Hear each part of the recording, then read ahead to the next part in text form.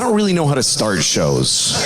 Come on now, don't start liking me now. So yeah, I'm funny compared to, well, you'll see later. I stand for mayhem! I know a lot of fucking idiots that think a lot of shit is mean-spirited just because it goes against what they believe.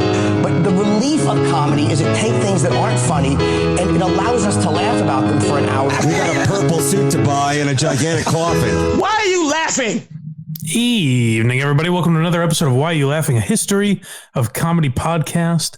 And today I'm pleased to introduce you to Jerry Lewis, a true legend and by all accounts a true asshole. So I was happy to hear some of the feedback we got from the Gallagher episode a couple weeks ago, and I decided let's do it again. Let's dig this cocksucker up and give him a good roasting.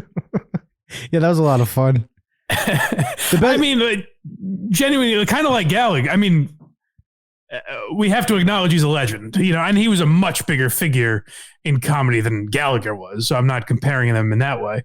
But we need to preface this episode by saying Jerry Lewis obviously had a historic career, but, a very gruff personality and a personality in comedy you don't see as much now, where like, the trope of the sad clown, which we will actually talk a lot about because he made a movie about it.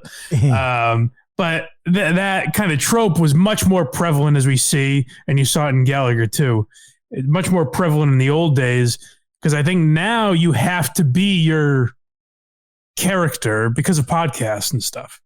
We know a lot more about you, or at least how you present yourself, and it becomes harder to present yourself as something you aren't when you're talking to a microphone as much as comics are now. But back in the day, you could be the zany, wacky guy without anyone knowing that inside you were broken and dark. I also enjoy how we're going into this expecting to shit on him. With Gallagher, we weren't. It just kind of happened. I didn't want to, yeah. But this one, yeah, we're prepared for it. So buckle up. I think this will be a very fun one. Because this is the first episode that's ever happened like this. Usually I have planned like a couple weeks in advance. I have a few options of what we'll do. Jerry Lewis was deep down the list. We would have gotten to Jerry Lewis eventually.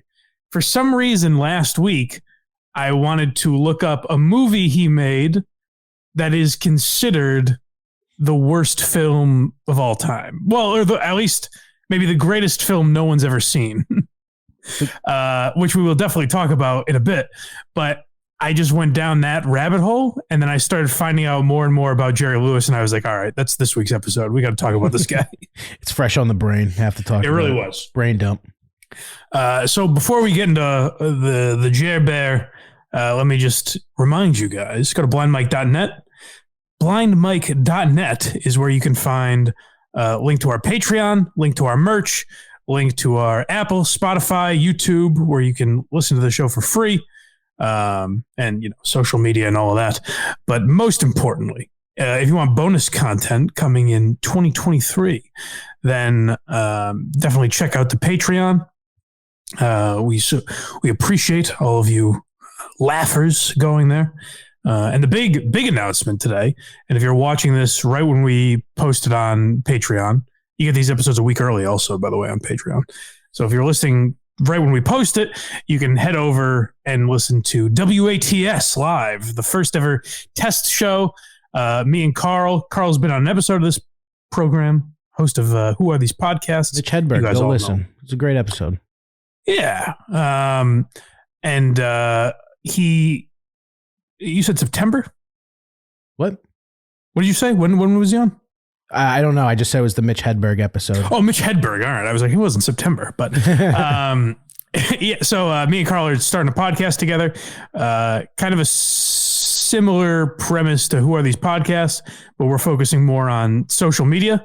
So check out the first episode. Carl and I just had a call with each other about an hour ago.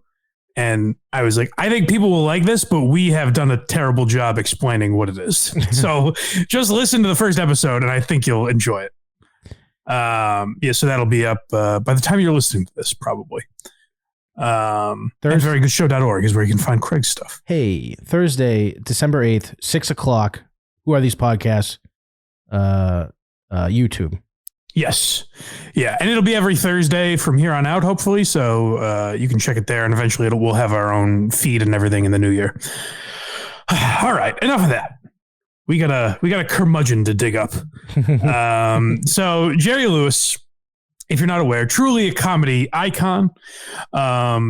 And to start at the beginning, as we usually try to do, he came from a family in entertainment.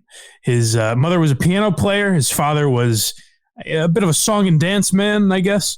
And they performed. And Jerry he started performing with them at 5 years old. He would sing songs, and I don't know what else he did, but he sang as a boy. But he was not. I don't think he was a regular part of their act, because evidently he was essentially raised by other family members, and kind of a latchkey kid or whatever you call that, because his parents were always on tour, so they weren't home that often. I don't know if he had a good relationship with his parents. It didn't seem like it was necessarily a horrible upbringing, but they just weren't around. So he was kind of left to his own devices a lot. He lost his virginity when he was 12 to a burlesque dancer, or as we call that now, child rape. So he got down to it at an early age. And like I said, he was performing early on and kind of left to his own devices. And so that more or less brings us to when he was 19. His career started very early when he met Dean Martin. So if you've ever heard of Martin and Lewis, that of course is the famous comedy duo of Dean Martin, who's the kind of the smooth crooner, smooth handsome guy, and kind of an easy listen, an easy talker.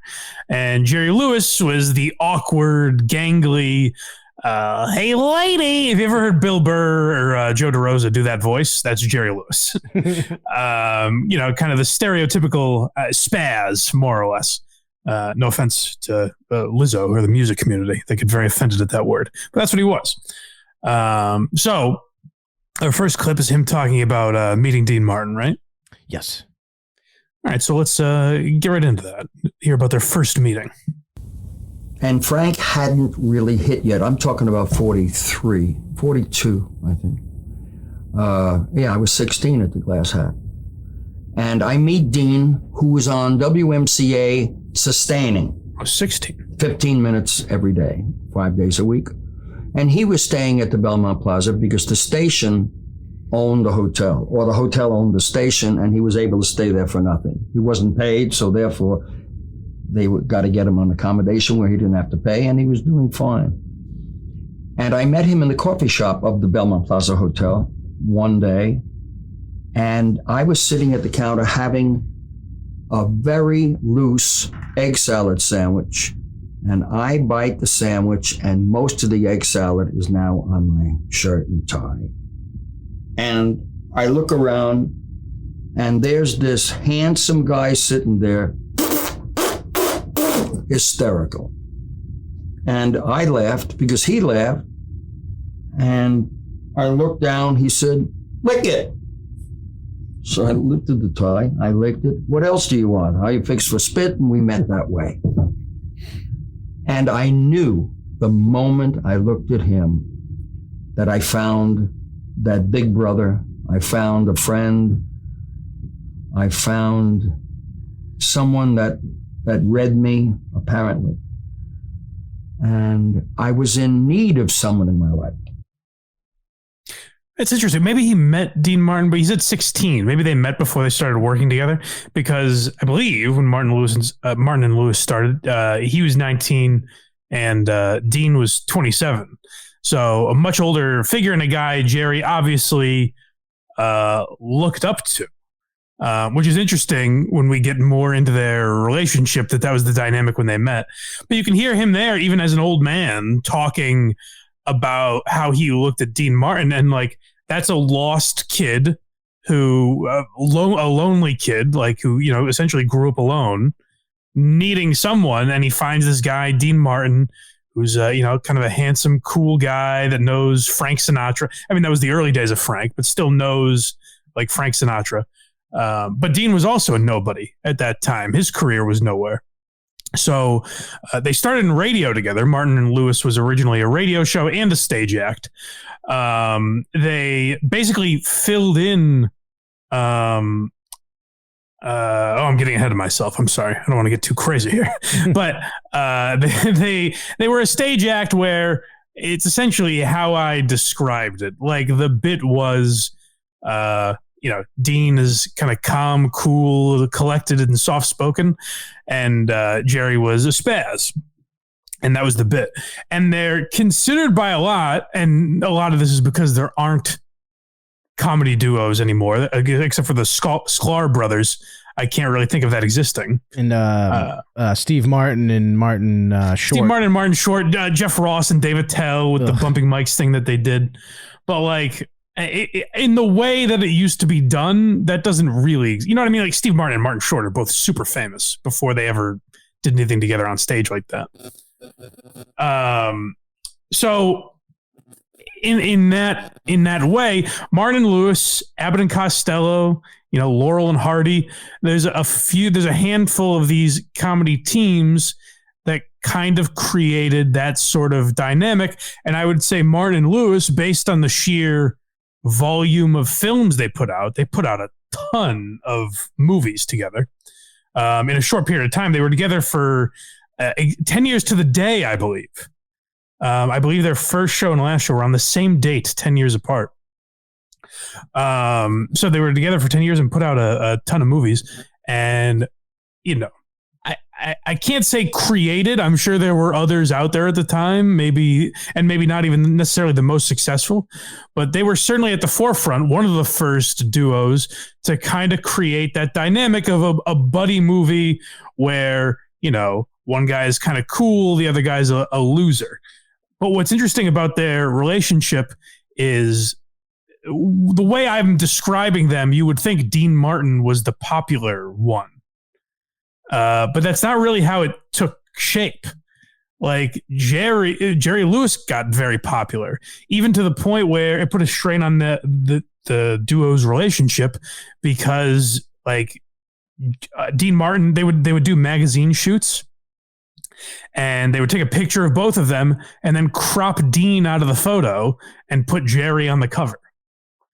So like shit like that was happening where Dean was not getting, I think because Jerry was funnier, like Dean was the straight man. So Jerry got a lot of the credit for the, comedic ability. And so that definitely caused a strain in the relationship. But before I talk more about that, what is the next clip? Because I think it's around the same vein. Martin and Lewis breakup. Yeah. So let's hear how Jerry describes it. And then I'll tell you a little more about the reality of it, or at least how the public has portrayed it. Well, the breakup was inevitable, and I spirited the breakup. I mean, I was really responsible for breaking it up because I knew that it was going to have its finality very quickly. Simply because if the tables were turned and I was Dean Martin and Dean was Jerry, we'd have split up maybe 5 years earlier. See, Dean was an incredibly patient man and incredibly understanding in that we opened at the Copa and they wrote a full-page review about Jerry Lewis. I don't know that they mentioned Dean other than he sang a few songs. And he took that kind of treatment for 10 years. Jerry this, Jerry's the guy, Jerry's this, the silly kid, Jerry's the businessman, Jerry operates he writes, produces, whatever, and it was always Jerry. I couldn't have taken that. Wait a minute, I'm here too. The most underestimated great talent in the history of show business was Dean. So he took it for 10 years. And then finally, he just wanted to get out on his own and do his work and be acknowledged. This is a long clip, by the way. Yeah, my bad. I thought it was done. You want me to keep going? Yeah, keep going. For that work. To forget that he sang and mention only the crazy stuff they did together, that's terrible. And it was unfair. And I said, this is going to explode before too long. And I went to Dean and I said, look, We're not getting along now only because there's some undercurrent here where you would like to just step out and be acknowledged as an individual performer with talent, and you are. And I want to do some other things too. Let's just wrap it up. And I got the perfect time. We go into the Copa, we close on the 25th of July. Let's make it 10 years to the day, and we did. We had $250 million in contracts the day that I approached Dean about, let's just stop it. Jesus. It was the best thing we did for both of us. $250 million. So that by the way he said that, I'm guessing they essentially lost $250 million. Like that's $250 million they didn't make. Yeah. That's pretty it's a pretty wild thing to pass up. And the interesting thing there, I think Jerry is being mostly honest. And that's very, interesting of him to admit, like, hey, if the situation was reversed and Dean was getting the attention and I wasn't, I wouldn't have been able to handle that. Like I would not have handled that well. So that's very honest of him. Where I don't know how honest he's being is when he says that it was like, his idea and kind of a mutual, like, hey, let's part ways amicably. Because by all accounts, that's not necessarily how it happened. It never happens that way. Yeah, right. It's just why would it happen that if you're that rational to be like, hey, I don't think this is going exactly right, then you could work it out probably. You know what I mean? If you're both that level-headed about it, you could probably figure out how to keep that $250 million.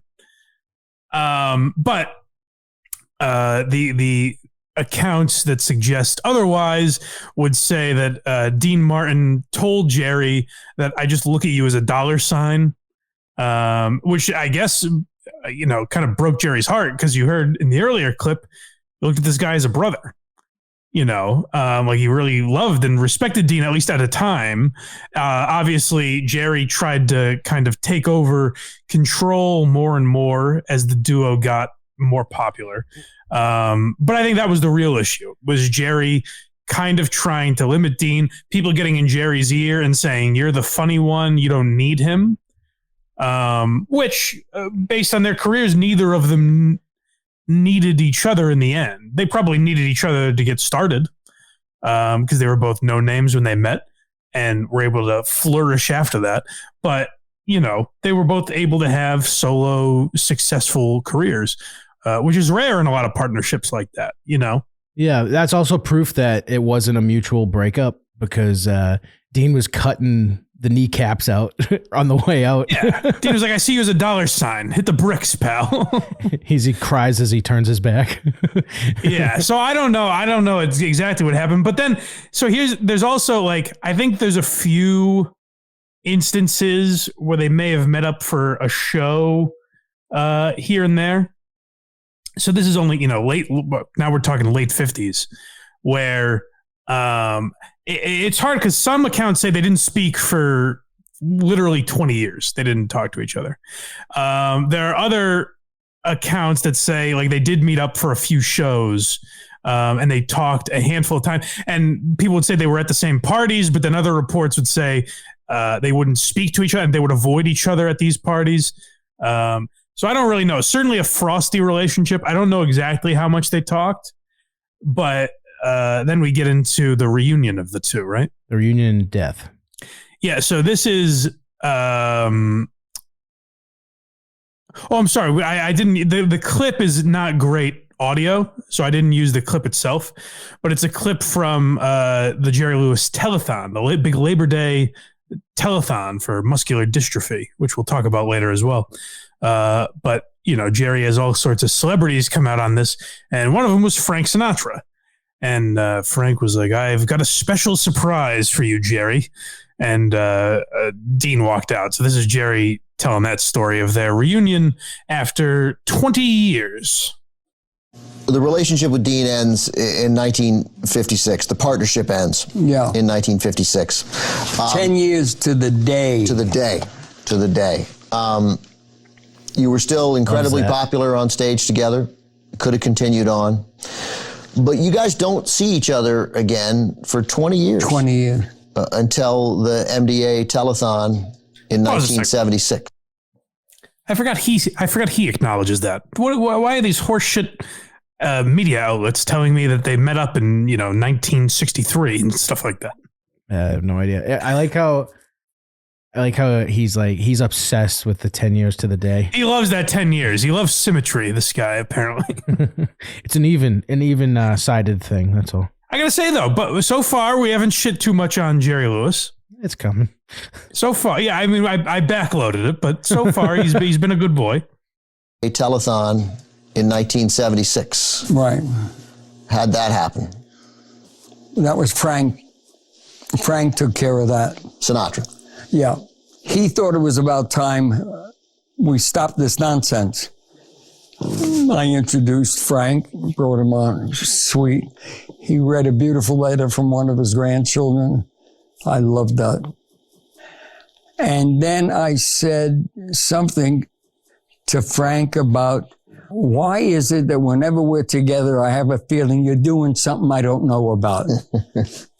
And right on the tail of that statement, he said, let me interrupt you and let me just bring out a friend of mine I brought over. Will you send my friend out here? And out walks Dean. And I just looked up to heaven and said, dear God, give me something to say. And I looked at him, I said, you working? So it was a good start. Let me read this to you because this is the ending of your book. Dean. Hold on 1 second. Sorry. Just because I don't want to get too off topic, but he, first of all, not a bad line. It crushed at the telethon. I got to give him that. Yeah. But it's interesting. Like in that moment where Frank surprises you, even just being the guy's been in the business forever at that point. But even in that situation, you're like, I am in front of the world right now. Like everyone's watching. This is a big moment. I got to come up with something to say. Like that's pretty difficult to do on the spot when you don't know that this guy you haven't talked to for 20 years is walking out and you're one of the most, beloved duos in comedy history. Yeah. And everyone's been waiting for this for that whole entire 20 years. Yeah, right. Everyone's looking at this moment as like, oh, what are they going to do? Like that's a lot of pressure to be just kind of thrown at you. But it is what they're about to introduce, I think, is how they kind of opened communication back up a little bit later in life. This is after Dean died. You said you went to Dean's funeral and you spoke at Dean's funeral. And after he passed away, you said, I lost my partner and best friend, the man who made me the man I am today. I think of him with undying respect. That's quite something to say about a guy who you didn't really see much after 1956, but that connection, that stayed with you, clearly. You still thought of him as your best friend. Oh, God, yes. Oh, yes.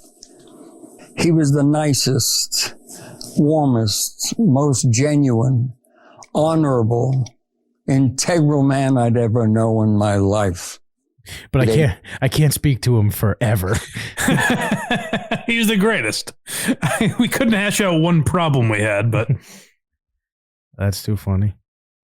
Yeah. So, I don't know. I think they genuinely hated each other, obviously, but respected each other as well. Or at least, I don't know if I could get Dean's take on it. So the one clip I found of Dean Martin kind of making a joke about it afterwards was he was on Carson and made a joke about Jerry.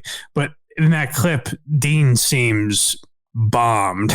And it's actually the way you can find it on YouTube is Johnny takes a sip of Dean Martin's drink.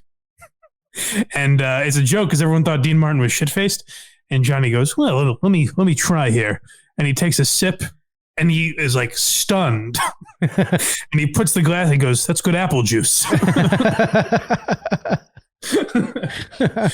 So Dean was a little out of it in his later years, it seemed. But yeah, I don't know. Obviously, like I don't know if I totally buy that based on things that happened in Jerry's family later in life. That I don't know. Would he have, if Dean Martin's son dies, would Jerry have the compassion to start reaching out to him more? They're like, I don't know. But we'll get into why I don't necessarily believe him. But before we get there, where are we going next? 1959, Lewis signed a deal with Paramount. Oh, I mean, and the biggest ever at the time. And so I think what I have written down there is 7 years, $10 million from Paramount. Mm-hmm. I believe it's technically more than that because he had a wild percentage of like the back end. Like he had 7 years, $10 million, which at that time was obviously a huge amount of money. But he also had a tremendous amount of points, as they say in the biz. So he was getting money based on what the movies made as well, which for some of those movies like The Nutty Professor, which was probably his biggest hit, that's a lot of quiche. You know, Jerry was really making some dough on his own films. And that's why I said earlier, like one of the most successful guys in comedy, you have to say, because guys like Seinfeld and a lot of these older comics do credit Jerry Lewis with being an influence.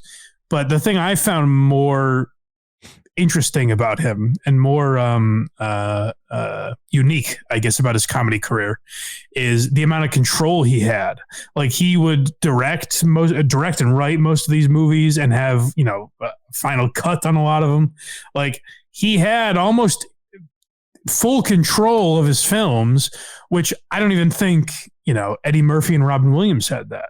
You know, like that's a tremendous amount of control. Now, part of that is because it's the 50s. So Hollywood wasn't, you know, the blood-sucking organism that it is, that it became very soon after. There's also like 4 names.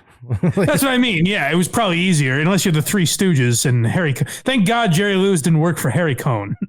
Oh, yeah, he would have been whacked a long time ago. Yeah, thank God he worked for Paramount instead of Columbia. But the amount of control he had is what I found most impressive about his career. So yeah, he went on to make a bunch of very popular movies, The Bellboy, but The Nutty Professor is probably the one most notable.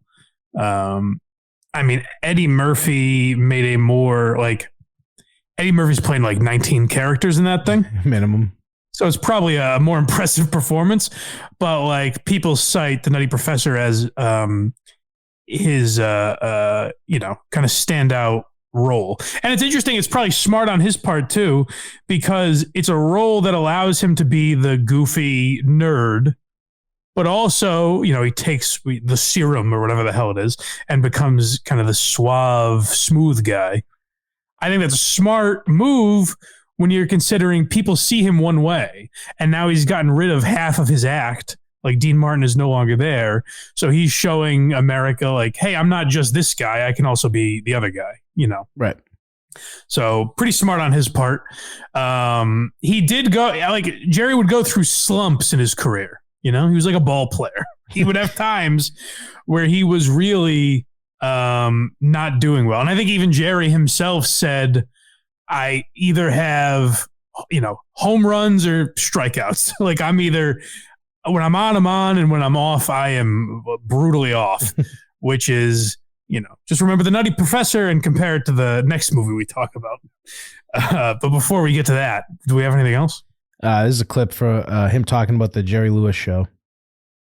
Oh, yeah. So he also tried to, I guess this could allow me to talk about King of Comedy, too, because he genuinely did try to, you know, I guess you can't say take on Carson because it was like right at the start when Carson got the Tonight Show.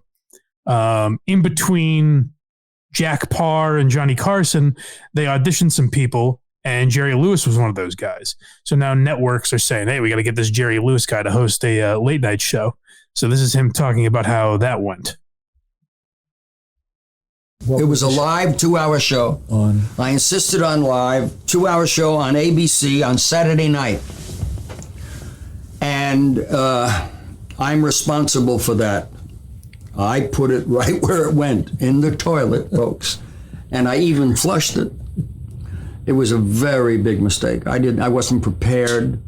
The dollars got in my way. It was something I had to do. Geez, I can make all that money and all of that. And I wasn't terribly young in 63. I was already a man. I should have known better. But we went for 13 weeks, and my contract was 5 years for $40 million. And ABC paid me and had to pay me. At the conclusion of the 13th week, I got $40 million. Holy shit. Wow. And that is a disastrous show, by the way. Great for Jerry Lewis. But that is a horrendous show. If you last 13 weeks and ABC is willing to say, just take the money. Just get out of here. And that's $1963, don't forget. Yeah, so that's probably like $500 million. It's an insane amount now. So also it's interesting to hear Jerry say, like, in 63, that's another fascinating thing about Jerry's career, is like, by the time, so 10 years into Martin and Lewis, by the time he leaves Martin and Lewis, he's only 29 years old.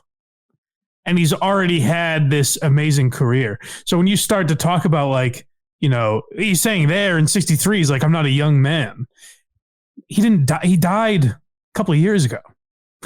Right. You know what I mean? Like in 1963, he's like, oh boy, am I washed up after this show got canceled? You know, and he had another 40, 50-year career after that. That's crazy. It's wild. If you were mildly humorous and confident back then, you just became a megastar. It seems a lot easier. I guess the trade-off is the options were more limited.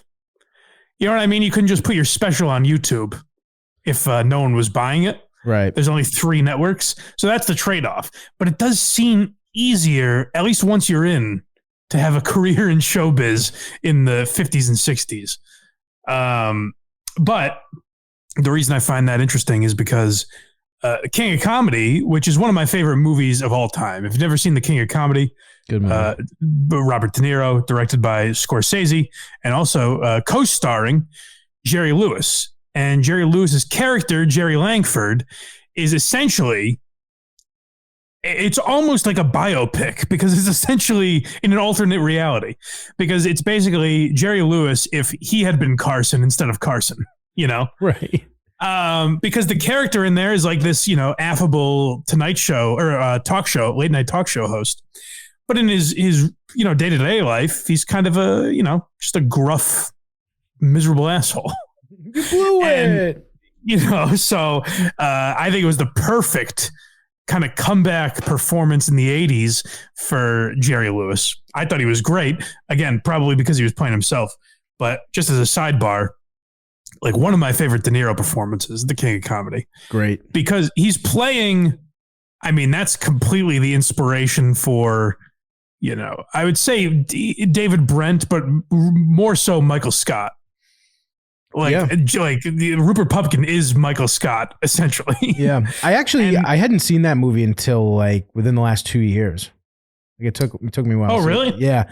Great movie. I never, for some reason, it just never popped up. And then I don't know what happened, but I heard it talked about in a bunch of places. So I just put it on. Did you just never know what those Opie and Anthony clips were that they would play over? I knew what they were. I've seen clips and stuff, but I was like, yeah, I guess I'll watch it. And it's just great. It's a great movie. It's amazing. And it's the perfect depiction. De Niro, both in that movie and Raging Bull, plays such a tremendous bad comedian.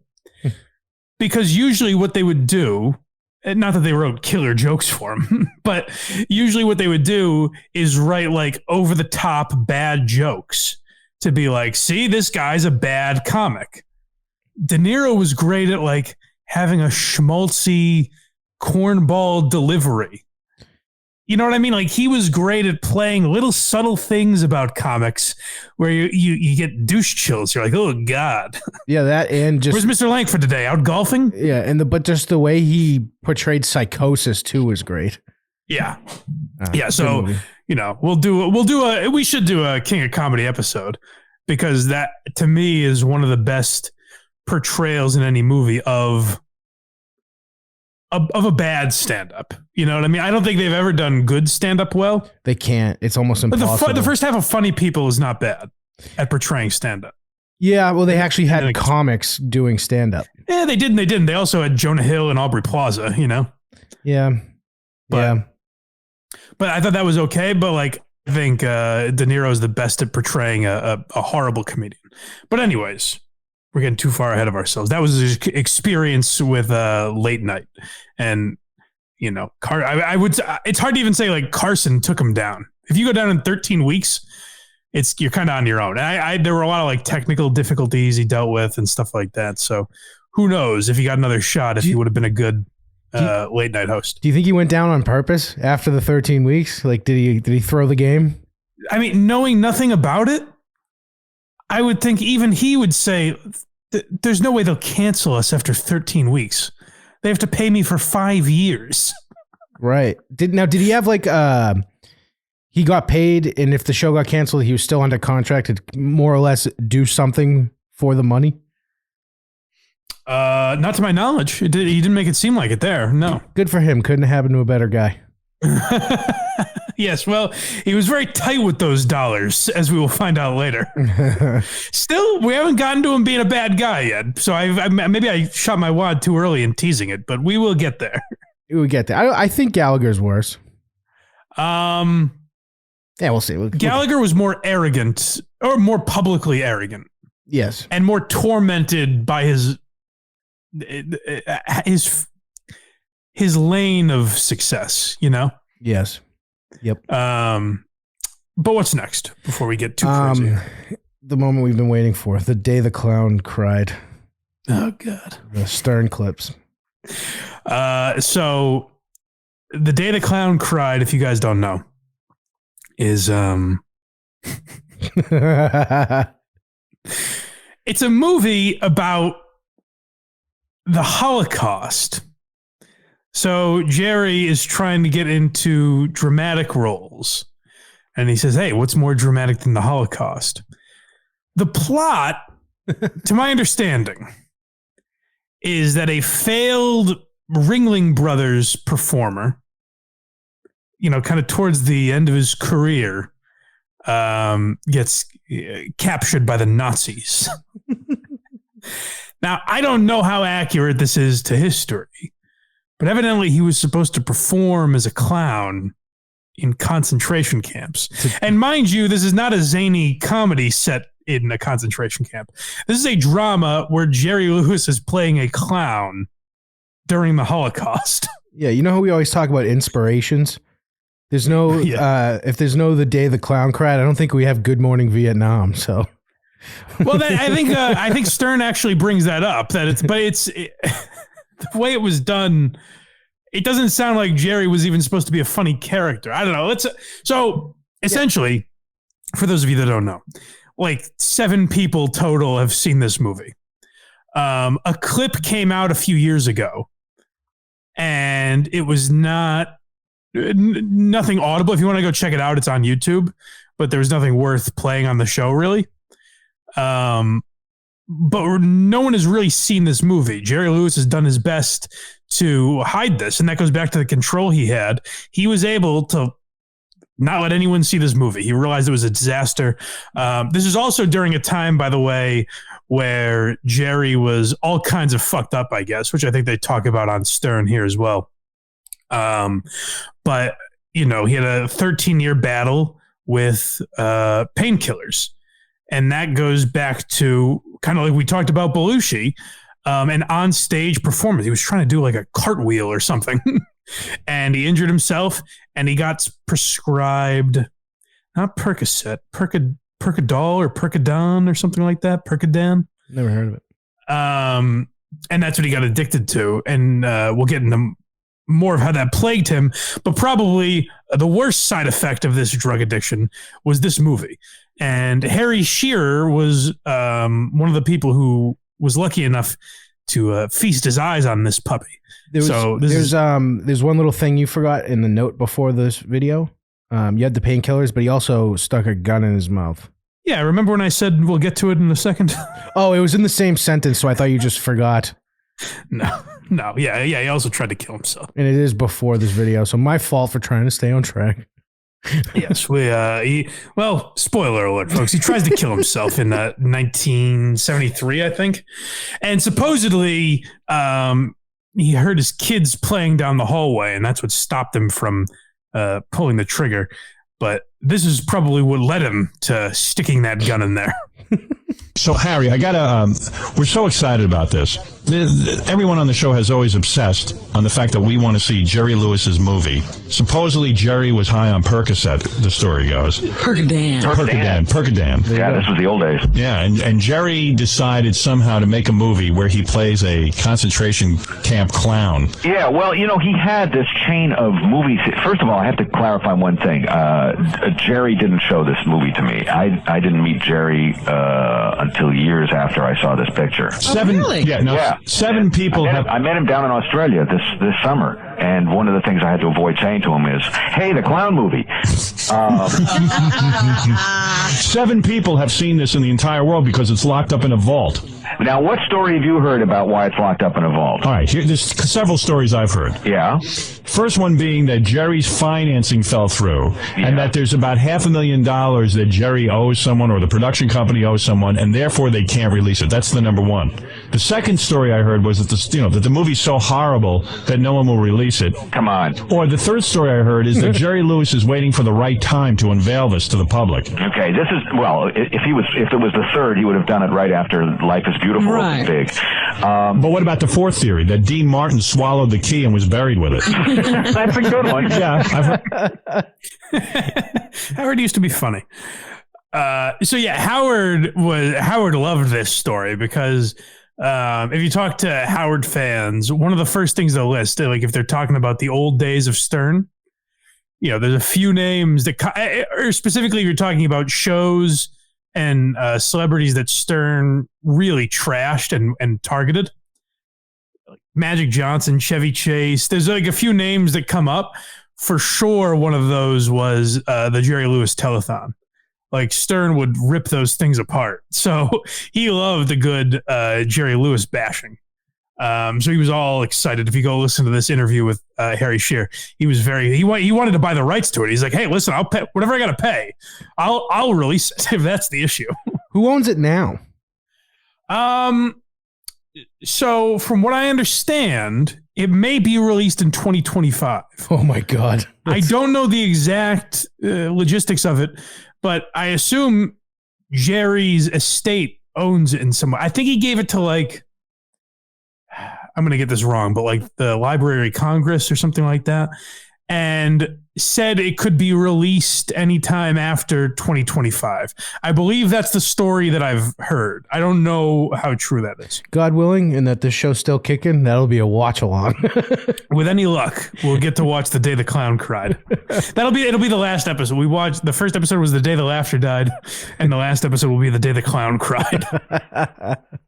Always good to go out on a Holocaust note. Yeah, no kidding. Was there one more clip from Stern, or was that it? Yeah, this one's called More Review. Yeah, so let's hear a little bit of it. So Harry Shearer saw the movie, as you heard. So let's get a little taste for what was in that puppy. We sat in the home of this person and watched our mouths just getting lower and lower on our faces, and it did not have the real music. Jerry did not have a chance to put the real music on at the time that this tape was made. So it was what's called dummy music, which is just taken from some other movie. Right. That didn't hurt it at all. No, didn't really influence the movie at all. No, it really did not affect our review. How bad is it? Well, if you say Jerry Lewis clown in a concentration camp and you make that movie up in your head, right, it's so much better than that. By better, I mean worse. Do you sit and laugh at it, or is it so? You're stunned. You're just, oh my God! Really? You've got to be. Oh no! But like they have Robin Williams as a concentration camp DJ. Yeah. And yet I'm sure in some way, even Hogan's Heroes, they were able to take a German setting and make it somewhat funny. This must go horribly wrong. Well, yeah, he's trying to do it, and I'm going to use a word really strangely here. He's trying to do it real. So there is no fun in it. Right. It's not. Ed McMahon doesn't show up in the concert. He's not one of the Nazis. Right. He's trying to play it straight, and Jerry's unfunniness shines like a beacon. Yeah, I think that's true. I think that's fair. The idea of a clown going through a concentration camp to cheer people up, and there's just people emaciated just looking up, and there's a dude juggling and smashing bottles on his head. So here's the main problem with making it a dramatic movie is all you're going to think about the entire time is the Nazis were not focused on entertaining these people. They weren't like, listen, we got to boost morale. Morale is low around here. We got to do something to jazz this place up. Look, we're Nazis, but we're not monsters. You know, we got to put a little pep in everyone's step. Yeah. So I imagine that's the problem. Like, at least with Robin Williams, radio existed. You know, I don't know if Holocaust clowns were too true to form during that time. That's so funny. Yeah, so it's wild, man. But we have a clip of Jerry talking about it, right? Yeah. Yeah, so this is him discussing basically why we'll never see it, or maybe it'll take us at least a couple of years to see it. Are we going to get to see The Day the Clown Cried? No. The original Trump. Hold on a second. That no, by the way, he goes on to be a little more likable in this clip. That no is a preview. That's the beginning. For the rest of Jerry's life from the point we are at now. He's like Donald Trump before it was cool. Wrong. All right. No. No. You want to know why? Yeah. Yes. Simply because it's very easy to sit in front of an audience and expound on your feelings. It's another thing to have to deal with those feelings. And in terms of that film, I was embarrassed. I was ashamed of the work, and I was grateful that I had the power to contain it all and never let anybody see it. It was bad, bad, bad. It could have been wonderful, but I slipped up. I didn't quite get it, and I didn't quite have enough sense to find out why I'm doing it, and maybe there would be an answer. He just goes up to everyone like, "What's up, skinny?"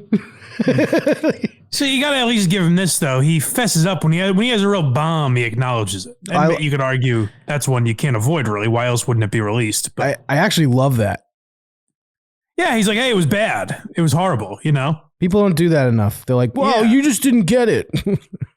Yeah, there were all they would make excuses. There were all kinds of problems. It was from a production angle. Blah, blah. He's like, no, it was bad. I wasn't prepared. And he said the same thing about his talk show. He's like, you know what? I let the money kind of take over. I wasn't prepared for it. And so that's something I do kind of respect about him. As far as comedy career, like you heard Howard say there in the previous clip, that like Jerry's not funny. And nothing I went back and watched had me, doubled over laughing. But you can't deny the guy's success. And I think for, 1950, he developed something that wasn't really prevalent in society, or at least did it better than other people were doing it, playing that kind of zany, hey, lady character.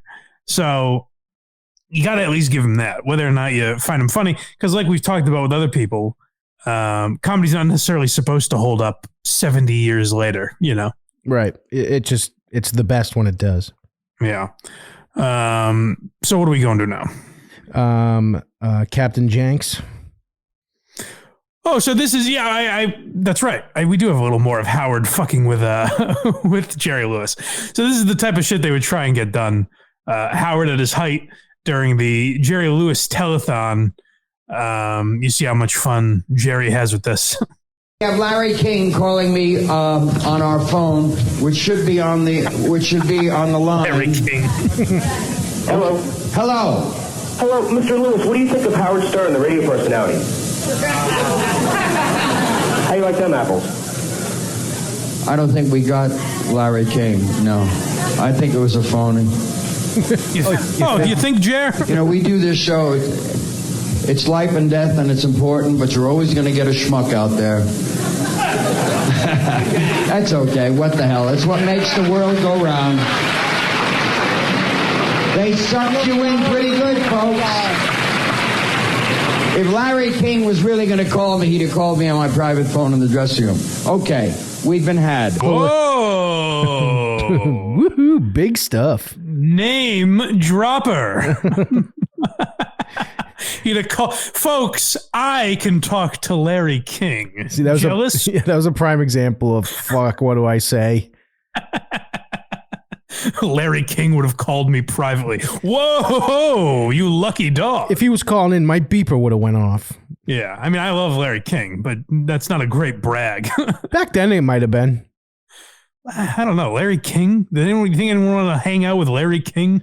Back in the day, he was pretty goddamn popular. He was popular, but he never seemed like a fun hang necessarily. I would not. Although I'd love to hang. I would have loved to hang with him. Oh, for sure. I would have been like, "What's up, dude? Tell me your story." So yeah, that's a little. So I assume we're getting a bit into the telethon now. This next clip is, he hates Joan Rivers. Ooh, all right. Let's not get too ahead of ourselves. So I'll just talk about the telethon for a minute and say that they raised over $2 billion in the 50 years, 60 years, maybe. I think 50. But half a century at least of the Jerry Lewis telethon, they raised over $2 billion. Now, the question that like Howard and Opie and Anthony and other critics would bring up is, hey, Jerry, we're $2 billion in here. No cure yet? A little odd, no? Where'd this money go? But I guess for you youngsters out there, if you don't know, the Jerry Lewis telethon was every Labor Day weekend, and it was for muscular dystrophy. And he would, he would perform, and he would have all kinds of celebrities stop by, and he would deal with, kids that suffered from muscular dystrophy. And another criticism of the charity, or the telethon, was that the way Jerry spoke to the kids was very pandering and didn't seem authentic. So people would criticize that. And as Jerry said, I believe, like, hey, we're trying to, move merchandise here. We're trying to get some donations. So we're tugging at people's heartstrings, So I do understand that a little bit. But there were also like activists for, muscular dystrophy ended up coming out against him for things like that, for the way he, kind of talked to some of the people on there. But yeah, it was a thing he did that was very good for sure. And I think we'll talk about it a little more before we end, but it was definitely, I think it was definitely a net positive, at least because even if they, whatever you think about charities that make that much money and there's not a cure or anything, I don't think Jerry's behind that necessarily. You know what I mean? Like He was on the chair of, the Muscular Dystrophy Foundation or whatever it was. So he was the chairperson for that, but it's not like Jerry is handling he's not running their books, Right. So yeah, well now let's get into, this is the clip that I mentioned before. This is where we get into the real nitty gritty. So we start not liking them.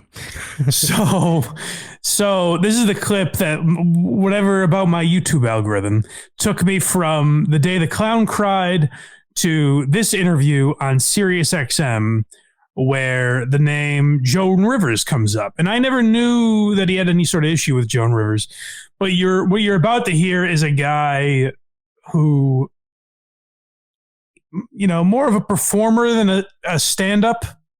Yeah. Put it that way, or more of a performer than a comedian. Yes. I think that's the main takeaway from this clip. I don't know who this is with, by the way. I don't either. This woman says she works for Sirius XM. I'm not familiar with her. It's going to come to me because she looks very familiar. She looks and sounds very familiar to me, but I don't know who she is. I always feel bad when somebody passes away, except it was Joan Rivers. Then I wouldn't, No, you don't mean that. Oh, God. You do?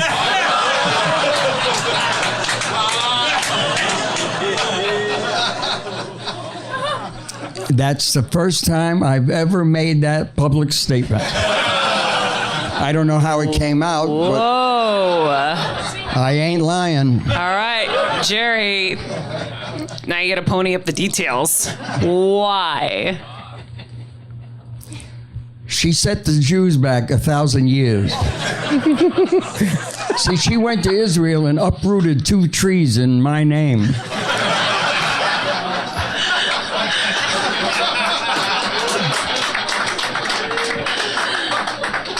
Joan attacked me in the press. And all she said was, Hold on. Before we say, just go back a little bit because I don't want to cut off any of his statement. But the word attacked is very interesting. Yeah. You know what I mean? Like, Joan attacked me. So this is going to be something really bad, I guess. There's no way. Jerry's career was probably damaged based on what Joan said here. Publicly wishing.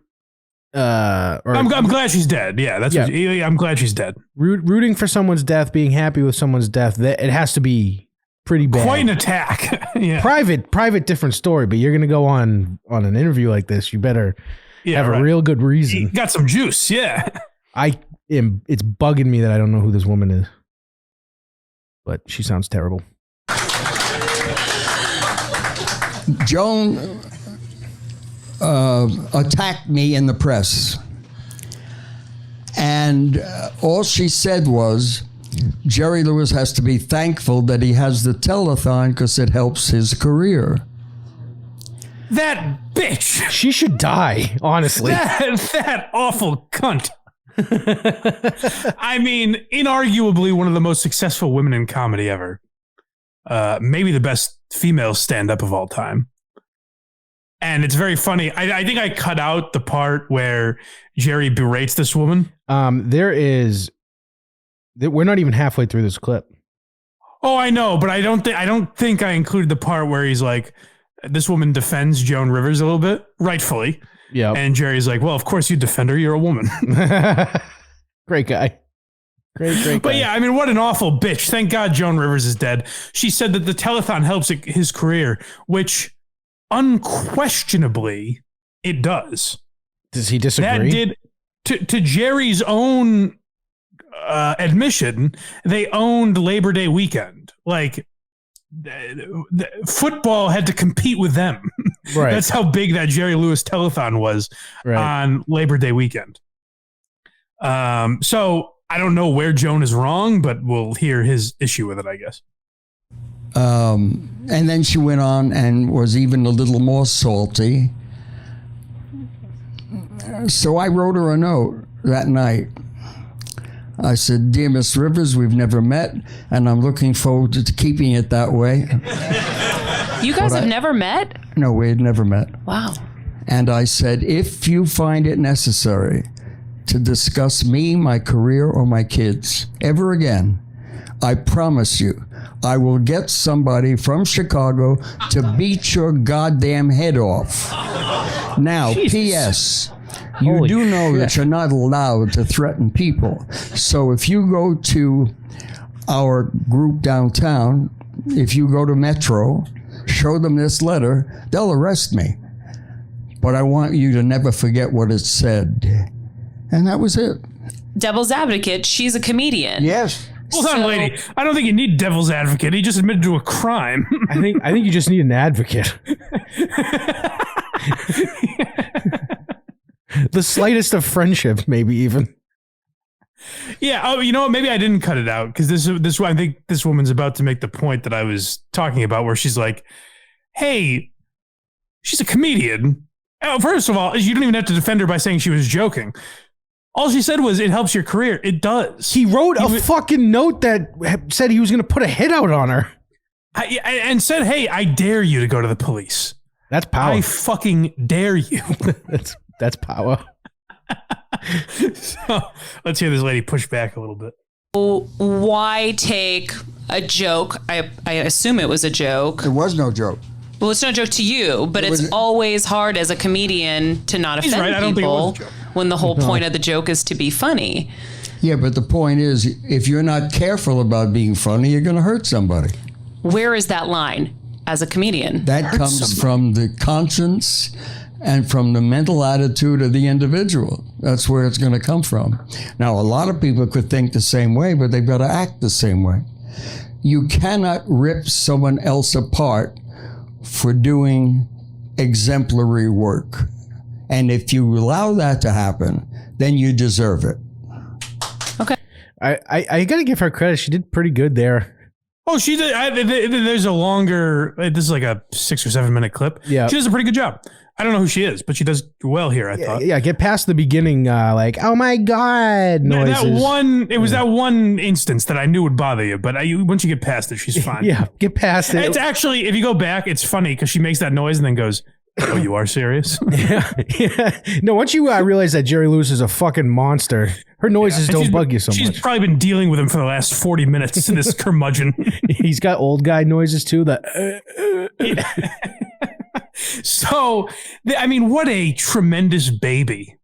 Like, thank God Dean Martin was the one that ran those celebrity roasts, because Jerry Lewis would have hung himself. Oh, I know.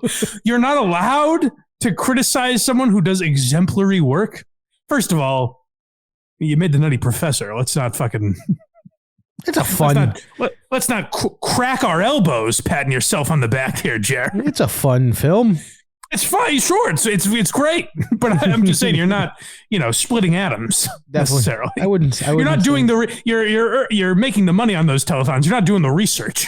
I would say it's not. I mean, we could probably write a similar film if we had the skeleton of the movie. I would think so. Yeah. So, was there one more clip there or no? This was in this interview. Not from that interview. No.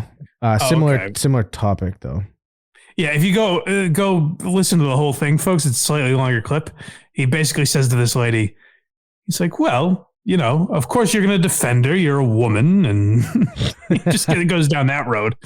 And she's like, well, I kind of just think she's right, but all right. Let me see here. Yeah, the next clip is, if I can have this stop happening, is I forget her name from Curb, Susie. Oh, Susie Essman. Yes, that's the one. Well, this is kind of goes with what I was just talking about, his thought of women in comedy. And we talked about Belushi also last week. So I think just at the time it was a fairly popular opinion, let's just say. But Susie Essman, who's genuinely a funny woman, gives her thoughts on Jerry Lewis. I think she's with Ron Bennington. Danny does talk about it. He does say. But then you have the pictures here of Jerry Lewis, and they're doing a tribute tonight to Jerry Lewis at the Friars Club, which they invited me, but I refused to go. Well, you're not a Jerry Lewis fan. No. And I'll tell you a couple of things. First of all, I never was before I ever was a comedian. I just never thought what am I, French? I never thought he was funny. and now he out and out says with impunity that no women ever in the history of mankind has ever been funny. I'm back on board. I take issue with that. Now, can we give him a pass on just being an old man? Like this is something old people can't change. He's 88 now, right? Yeah. You know what? That's like reverence for the dead. If you were an asshole in life, just because you're dead doesn't mean that you're not an asshole anymore. Now, let's just try to figure out what Jerry Lewis gains from saying women aren't funny. You know what I mean? Like, what does he hope to get? That's an interesting point. What does someone gain? I think that it's just about, being contrary. Right. You know what I mean? I have opinions and this is what I think, and how he talks in that really slow way. But there was always like those old school guys. Milton Berle was another one. They couldn't stand that anyone else got a laugh. Got any attention. Right. So if somebody else was getting a laugh, it's very threatening. Hurt them. Right. So and if you were writing for them, you couldn't really say that you were writing for them. They didn't like that. If anybody else got any credit for being funny. Yeah. Well, Milton Berle was one of the most prolific joke thieves of all time. Yes, he was. I just liked the little bit of Susie from Curb coming out in there. Now, fuck that asshole. I mean, like that's just kind of setting the groundwork. He's a bit of a curmudgeon. By the way, I should have mentioned this earlier. You heard her say there, like, what am I, French? Jerry Lewis, huge in France. Won a bunch of awards over there. Europe in general, he was pretty big. But like when he kind of, like I said, he would go through these slumps. When he hit a downtime in America, France loved Jerry Lewis. I don't know what it is. Jerry's answer was they have better taste. He said that in an interview. But yeah, I don't know what it was. He was just a monster over there for some reason. They got his comedy, I guess. What's not to get? Yeah, I don't know. Maybe they enjoy. They said the Holocaust needs a little brightening up, Jerry. What can you spruce it up a bit? Yeah, one of the inmates was like, "Is there any jugglers in the house?" All right, let's keep moving along here. History with women. Oh yeah, so that's the I ordered these clips purposely because you're like, hey, listen, women aren't that funny, Well, fine. But you got to draw the line somewhere, I think. This is where Jerry amazingly survived the Me Too era, I'm pretty sure. He was like 100. What year he died? He died, what, 2019? Yeah, he was like 117. Yes. Well, hey, listen. Let's dig this bastard up because some pretty horrible allegations here. 1931 to 2017. Oh, he died? Oh, the son of a bitch knew right when to die. Just as it started. Literally just a month before. This guy croaked. Who is this woman? There's two different actresses that he worked with. Okay. Essentially when he was, running the ship on his films. He was very specific about how he wanted me to dress. I thought that was unique. By the way, I should just say, he was married at this time, and he admitted in his book that very early on in his marriage, he started cheating on his wife. Get it out of the way. Yeah, so adultery is already, we know that much, but these women go, I would say, a couple steps further than that. He was very specific about how he wanted me to dress. I thought that was unique and interesting that he wanted to look at the sketches. He wanted to look at the clothes on me to make sure that he didn't want to delete something or add something to the way I looked. So I was then asked to come over to the location. I go into this garish dressing room and I sit down and he presses a button, locks me in the dressing room with him. Matt Lauer style. Oh boy. He began to whisper things in my ear that were very sexy and seductive. He said, "You've got a great figure." He said, "You've got nice boobs." He said, "You've got lovely legs." He said, that's what I like to see. And before I knew it, he was all over me. He had grabbed me. He began to fondle me.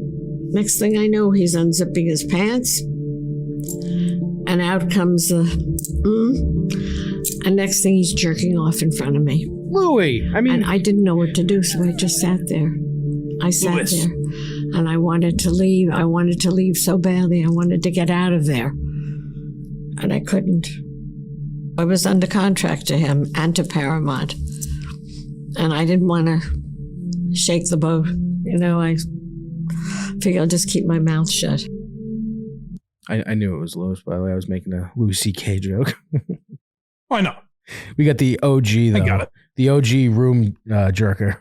Yeah, listen, you might call me a hit based on my defense of Louis, that I'm going to call this guy an asshole. I think the circumstances were different. Louis' door was unlocked. Louis' door was unlocked. It didn't close automatically, and, he asked. He didn't just do it. Yeah, so there's a little different. But, yeah, Jerry Lewis apparently definitely did abuse his power and, would tell these women. One of them said that basically she was threatened afterwards, if she ever wants to work again, that sort of thing. Keep your fucking mouth shut. Yeah. So Jerry Lewis, not a good guy from that standpoint. It appears not all of his affairs were consensual. What are we getting into now? The family stuff? This one's labeled abuse of power. Oh, there's more. I'm sorry. There's more from these late. That's what I was just talking about. Yeah, this is shorter. Abuse of power. This is where he's worse than Louis. All right, I'm off free and clear here. Not a hypocrite. I said, maybe I should resign right now because this is going to be awkward to work with you with this situation. He said, it's too late. You already signed the contract and we're going to go ahead with this. That's my punishment. No one was allowed to speak to me on that set or they would be fired. That was told to me the second day I was there. That person was fired. Yeah, so, listen, worse than Louis. That's the real takeaway. Am I right, everyone? We're all in agreement? I mean, how could you not be? Sure. So yeah, I mean, he has that. Like, I didn't realize there was that element to Jerry Lewis. Right. I didn't really know what an asshole he was either. But then when I heard the stuff about Joan, the stuff about these women, I was like, holy shit. I did know he was an asshole just from one interview in particular, that I heard later in his life. But I had thought like, oh, maybe he's just a sad old man at the end of his days. But it turns out he was kind of like this for all of his life. And like I said, depression played a factor and things like that. But he said the one thing that kept him alive, kept him from killing himself, was hearing his children playing down the hall. Maybe he means he didn't want them to actually hear a gunshot going off, but based on how he treated his family, I don't know if that's necessarily... I don't know if that's necessarily what kept him going, Yeah, we call him White Cosby in Hollywood. Yeah. So what's by the way, him and the wife ended up getting divorced. After I think 38 or 39 years of marriage. And he remarried a woman who was previously a dancer, I believe, an erotic dancer. They got married in 1982 or 83, and they adopted a daughter together, which I'll mention that daughter in a bit also. But I don't want to get too ahead of myself. Yeah, this the F-bomb during the telethon, which is just repulsive. Oh, this is so. This is just an example of an old codger that's not quite aware of his surroundings. This is 2008, I think. And this is the clearest video we could find of it. So he's in his 80s at this time, right? Yeah, something like that. But yeah, this is a quick clip from something he got in a bit of hot water for on the telethon. Now, mind you, not that much hot water because it's 2008. This could still fly, just not necessarily on a charity telethon. Yeah, at this point in time, you could still say it, maybe not scream it in someone's don't yell at it with sick kids in the room. Yes. At them. Yeah, at them or at like gay people, but it was still something you could call your friends. Yeah. So let's hear Jerry on the telethon here. To hour 18. Look how good he moves that camera, because son of a gun. Wherever I go, he goes. Let's see what you do with this over here. Oh, your family has come to see you. You remember Bart, your oldest son?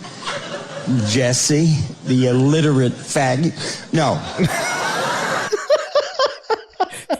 He catches himself. That's an old man catching, like, oh, no, wait a minute. You're not allowed to say, I'm not with Frank and Dean.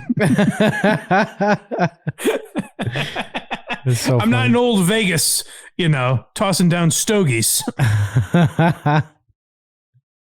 That's so funny.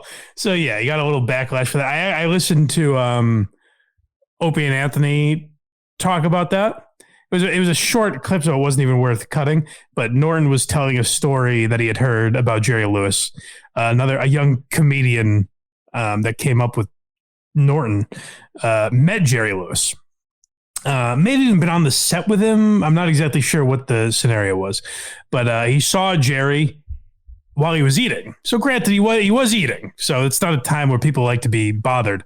But the guy walks up and he says, "Hey, Jerry, just wanted to say I'm a huge fan."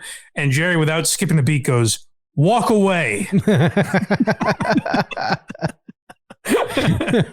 So he always kind of had that prickly reputation off set, I think, or off camera. But the culmination of that was this interview I think we're about to talk about. Yep, his part one. Yeah, so this, by the way, I wanted, like, if I didn't think it would just get obnoxious after a while, I would have played the whole 7 minutes for you. but I knew by the time we got to this, we would have already done like an hour or so. So I think I cut it up into a few, 2 or 3 minutes here, but there's a full 7-minute clip if you want to go back and watch it. I don't know who this guy is or why Jerry agreed to this interview. But at age 91, I think. He must know somebody. Yeah, you don't get just to get an interview with Jerry Lewis. But yeah, somehow this guy got this interview. Jerry's promoting something. He worked into his 90s, so good for Jer. This is, by the way, months before he died, I think. This is not long before he died. It's 2017, I'm pretty sure. So, but he's, give Jerry credit for this at least. He is completely lucid and coherent, which actually almost to his detriment. That's almost a criticism based on what he's about to do here in this interview. Have you ever thought about retiring? Why? Was there never a moment that you thought it might be time to retire, or you would want? Why? You come from a generation a little older, and I think of Bob Hope, George Burns, Sinatra, people you knew, many of whom didn't want to or never retired either. Do you see similarities with them? None. None? What do you think drives people like you and them to want to keep working? Because we do it well. And how about what's different about performing now for you than say 20 years ago? How is it different for you? It isn't. Not at all. Not at all. Jerry, you're 90. Do you have to make any concessions to being, older in your performing, or how do you keep the material fresh for yourself? By working at it. Credit to this guy for just peppering the questions in there. Well, here's what I will say. The one criticism of this interviewer I have, the questions are hard. They're very base level questions. Like if you have Jerry Lewis, you don't need to just go with the generic questions you could ask anyone. You know what I mean? Like he has such a long, wild career and was friends with, Sinatra and all these, worked with De Niro and Scorsese. Like there's so many questions you could ask him to stick to like generic questions like that. But then you get into Jerry, don't agree to do the interview. Right. Or at least be playful, come off as playful and like goof on this guy for being a shitty interviewer or whatever. I don't think he gave more than a 4-word answer in this entire interview. 4 words, I think, is what he capped it at pretty much. Basically. Because we do it, 5 words, I'm sorry, because we do it well. Why? But yeah, why? That's my favorite. And that's why this story I heard Jim Norton tell years before is completely believable. Once you hear this interview of the guy just going, Jerry Lewis going, walk away. But there's more. This, like I said, this continues for 7 minutes, so there's a little more here. You've been coming to Vegas for you've lived here. Hold on, by the way, where that starts, you've been he's like, ooh, I am bombing here. Come on, this isn't going well. What can I pull out of my ad? Vegas. Oh, but he's an old guy. I love to talk about the old days. Let me ask him about Las Vegas. So let's find out if Las Vegas from 1947 to 2017 saw any changes in Jerry's mind. Vegas different for you than when you first came here. When was the first time you performed in Vegas? 1947. Well, can you tell me what Vegas was like when you first showed up? It's not. It's the same. It's the same? Exactly the same. Like what is it about Vegas that you like, or what is it about, like how would you describe the place? He's bombing. Like when you show up in 1947, what was it? It wasn't a little bit of a dusty cow. Now the wheels are coming off for this poor bastard. What was it like? A dusty cow town. And just agrees with what he said. Think of it as a sort of dusty cow town? No. And how about he's such a hold on, go back for a second. Just go back a bit, because he goes, was it a sort of a dusty cow town? And he goes, dusty cow town. He goes, so is it still a dusty cow town now? No. Jerry, you just said it hasn't changed. So he's caught him red-handed.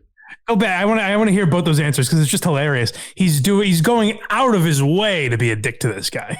Poor fella. Describe the place. Like when you show up in 1947, what was it? It wasn't a little bit of a dusty cow town. It was. What was it like? A dusty cow town. And do you still think of it as a sort of dusty cow town? No. And how about is performing in Vegas now for you different than it was then? Like just either the mechanics or the size of the... No. Not at all? And how about what's your audience like?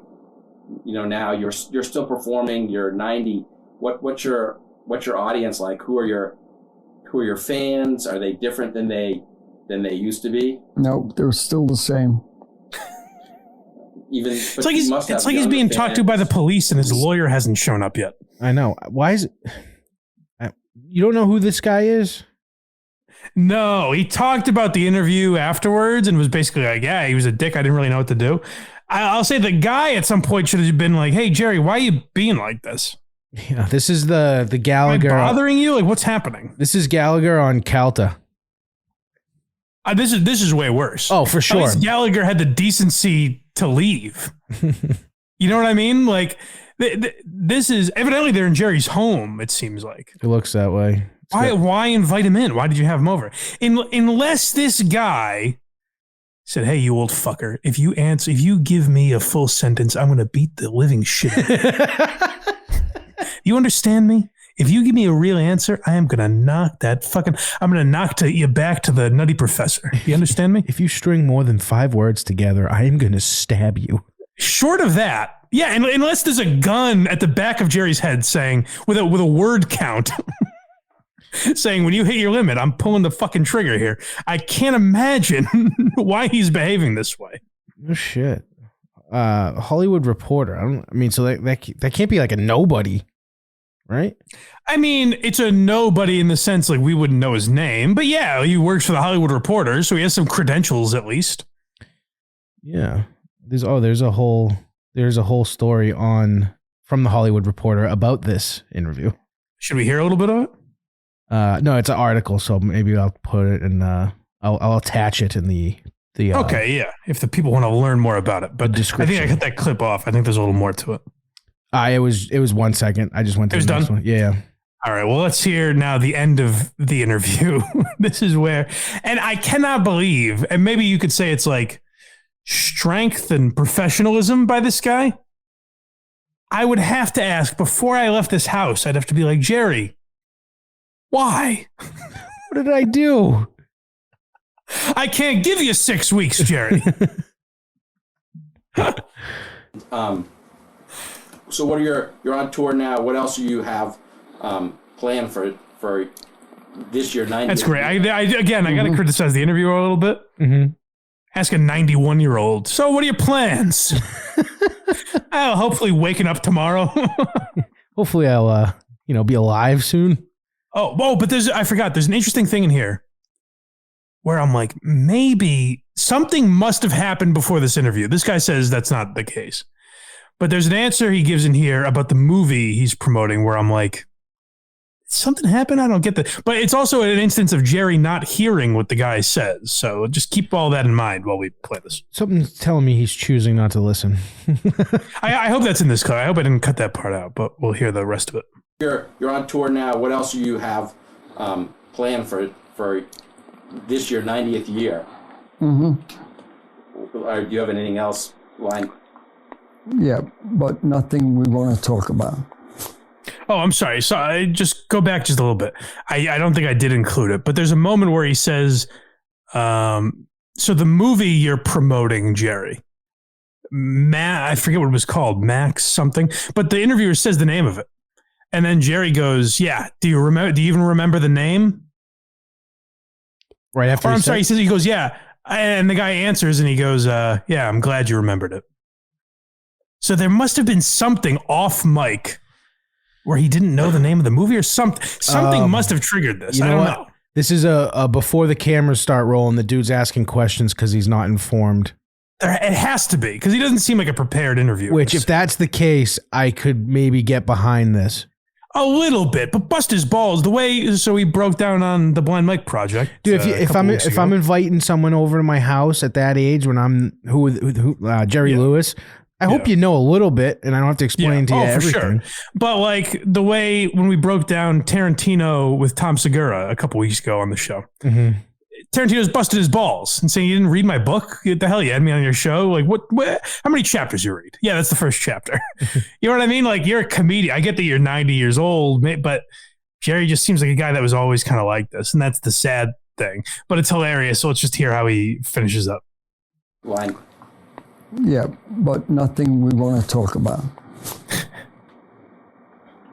And so you've worked with a lot of people over the years. What do you have a favorite story about, like Dean or Frank Sinatra or somebody that you worked with, over the years that you like to share?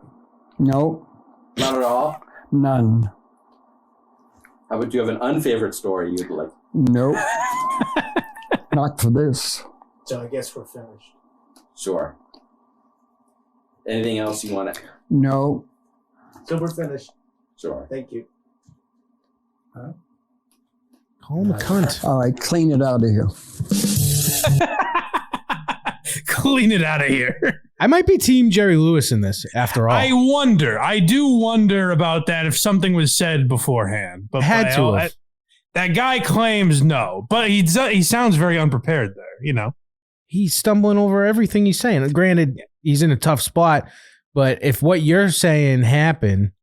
Yeah, he seems very nervous, so that might be it. But there's also an element of like, hey, you got to come at Jerry Lewis with questions. This guy had a 70-year career. You got to come at him with some questions. I'm guessing, not like, hey, how's Vegas? Yeah, I am guessing that this dude interviewing him forgot the name of the movie. It's got to be that, because there's a clip in there where he's like, "Oh, good, you remembered the name." Right. So I might be Team Jerry Lewis after all. After all this. Yeah, it's possible. But then we'll hear how he treats his kids. Is that what we have left? No, we have one clip left, and it is our typical shoehorning of Norm. Oh, we got to wait for that. We'll finish with that. But first, I do have to tell you, maybe I meant to say it earlier when I talked about the wife and everything, but he was married for 38 years. He left his wife with essentially nothing. I don't know what divorce laws were like back then. But his wife did not make out the way you see a lot of, celebrity marriages ending these days. So he left his wife kind of high and dry to the point where his son, Gary Lewis, one of his... What a name. One of his... By the way, Gary tried a music career, and I guess had a couple of hits in the 60s. From Gary Lewis. But yeah, Gary Lewis, one of his sons, had to sue Jerry to try and collect some money for his mother. And the way Gary put it was, do I sue my father or let my mother live on the street, essentially? So I don't know how accurate that is. I don't know what kind of dire straits she was in. But it sounded like Jerry was, kind of left her high and dry. And you might say, I don't know if I believe that, until you hear that Jerry's son died of an overdose in 2009. And while he did say in an interview that, that's something you never get over and he thinks about it all the time, he refused to pay for the funeral bills. And then, because of this kind of severed relationship with all of his children, he cut he had 6 kids with his first wife. And like I said, one died. He refused to pay the funeral bills. The other 5 kids were all cut out of his will. They were disinherited. Only 2 were invited to the funeral, which I didn't know you got invited to. I guess for celebrities, maybe you get invited to the funeral. Only 2 of the 5 kids were invited, and his adopted daughter that I mentioned earlier was left with his upwards of $50 million estate when he died. So he was a real bastard to his entire family, essentially. Motherfucker. So yeah, a real it seemed like a very bitter, angry guy. You know, some of that might be his upbringing, some of that might be the drugs and depression that he dealt with, some of that might be how he handled fame. But whatever it was, by all accounts, a famous asshole. And I hope I've captured that properly in this episode. I was going that way, but I think until I find out what happened before that interview, I might be Team Jerry Lewis, because in my head, I'm making out the interviewer out to be a dummy. Yeah, well, I mean, the rapes really stood out to me, but whatever you judge him, you know what? We didn't spend enough time on that part. You're right. But I don't like to send the people off on a sour note, as you know. I'm trained on this program to just block that part out. I don't like to end on a sad note. So we have two of the greats here that have left us. The great Gilbert Gottfried, and of course, Norm Macdonald on the world's greatest talk show, Norm Macdonald Live, talking about Jerry Lewis.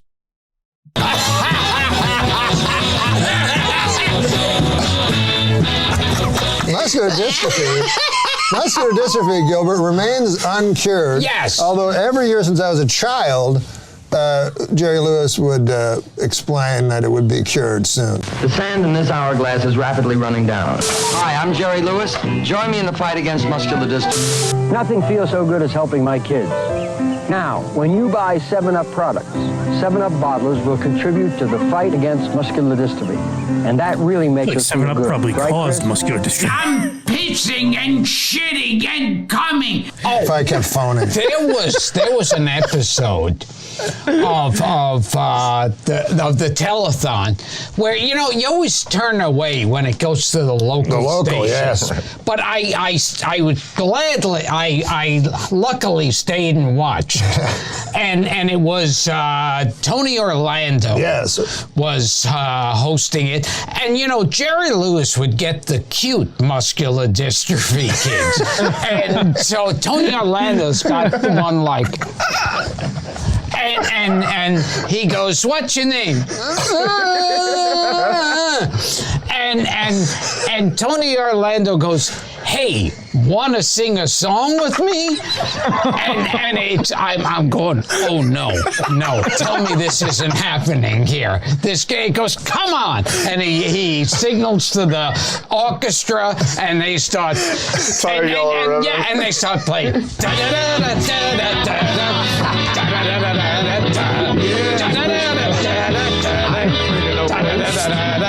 And Tony Orlando goes, "It's something wrong in the neighborhood. Who are you gonna call? It was something bad and no good. Who are you gonna call?" Huh? So Gilbert getting us demonetized, by the way. Yeah, I didn't realize the music played for this long. This is really mean. I just like the idea of Gilbert, of all people, going, "Oh no." Yeah, no shit.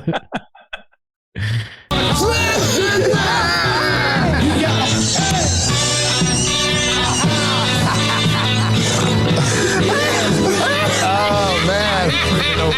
We are all going to hell.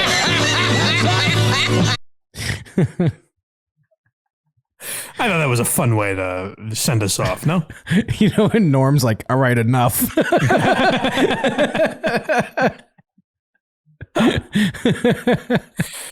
Yeah, so that's the legacy of Jerry Lewis. I hope I summed it up all right. He's a rapist monster, yeah.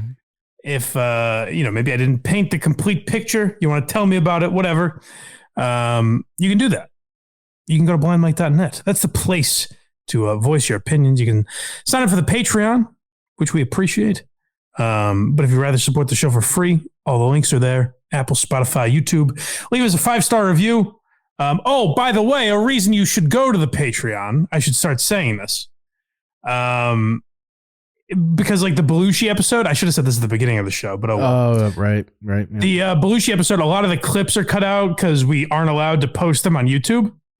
So the full videos will always be on Patreon, and then the if we have to edit it, that version will be on YouTube. Right. So if that's worth it to you, that's another reason to check out the Patreon. So appreciate you guys' support.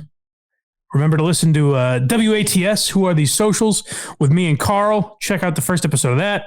Let me know what you think. Check out Very Good Show with Craig. Shout out. And I think that's it, right? That's all I got. All right. We'll talk to you guys next time on Why You Laughing.